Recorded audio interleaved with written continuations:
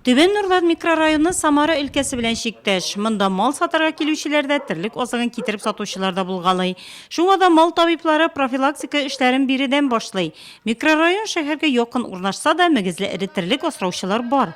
Галимулла һәм Энҗе Бикташевлар гаиләсе шәхси хуҗалыклардан сөт җыеп кына калмый, үзләре дә малларны күп тота. Үз вакытында вакцинасын ясатабыз, мал табибларына гел мөрәҗәгать итеп торабыз ди хуҗа. Врачларыбыз жылына 2 мәртәбә канын ала, укуллар сала, ол профилактика үткәрәләр инде, үзләре тикшерә. Результатларын белгертәләр. Авырумы, исәнме, неме, исән булгач бит инде без терлекләр исән булгач шатланабыз инде. Ишеттем, конечно, точно әйтәлмим. Терлекләр авыру чыккан дип, но безнең авылларда андый нәрсә ишетелгән юк, Аллага шөкер. Шул вакытында врачлар эшләнгәндер ди мин. Сезгә шушындый памяткалар чыгабыз, һәр үй сайын көндә хайван тота. Авыл халкы өчен малларның сау сәламәт булуы мөһим. Туендыручы да, гаилә бюджетын тулыландыручы да ул.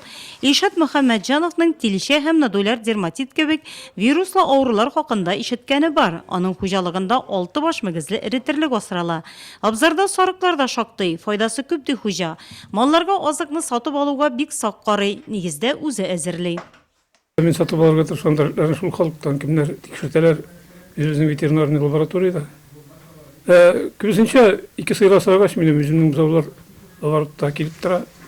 Коннарны алып тикшереп торалар. Яраклардан терлек туар алмыйбыз, чөнки куркыныч хәзер. Алып кайткан чиракта берәр ай башка терлекләр белән кушмыйбыз, айрым тотабыз.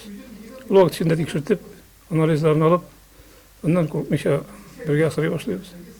Тилшә һәм нодуляр дерматитка каршы вакцина юк. Мал табиблары белдергәнчә, авыруны черки, бөҗәкләр, урман бетләре тарата. Вирус ай дәвамында үзен сиздерә башлый.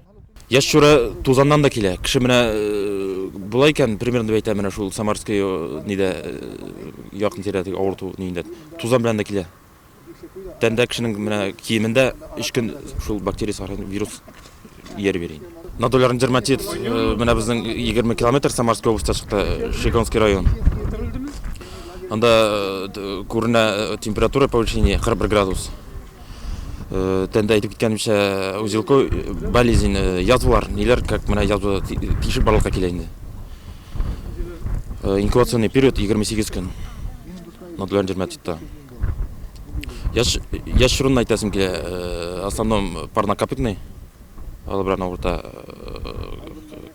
сыер, беренче чиратта йогышлырак сыер. Кешеләргә ветеринарный специалистларны обязательно кертергә кирәк үзләренә өйгә. Обязательно, чтобы проводить бөтен иммунизация, кан алырга, прививкалар. Ветеринария хезмәте белгечләре йогышлы чирләрне кисәтү максатында районга чит төбәкләрдән документсыз терлек алып кайтуны, мал өчен азык сатуны тыя. Шуңа да авыл кешеләренә уяулык сорала. Прививка жасаганнарына, үткәргәннәренә барсында кагазларына игътибар итәбез. Менә без алып кайтканда алар прививка жасалганы, укуллар кадалганы, әтеп җибәрделәр. Тикшерәбез, ветеринарный службалардан биргән справкаларын карыйбыз, алар вакытында биргәннәрме, просроченныймы барсында шуңа игътибар итәбез. Аннан шуннан соң аларга рөхсәт итәбез сатырга безнең территориядә. Самара өлкәсендә ачыкланган вирус безгә килеп җитмәс дип әйтеп булмый. Шуңа да шәхси хуҗалыкларда терлек асраучыларга мал табиблары киңәшләренә колак салу урынлы.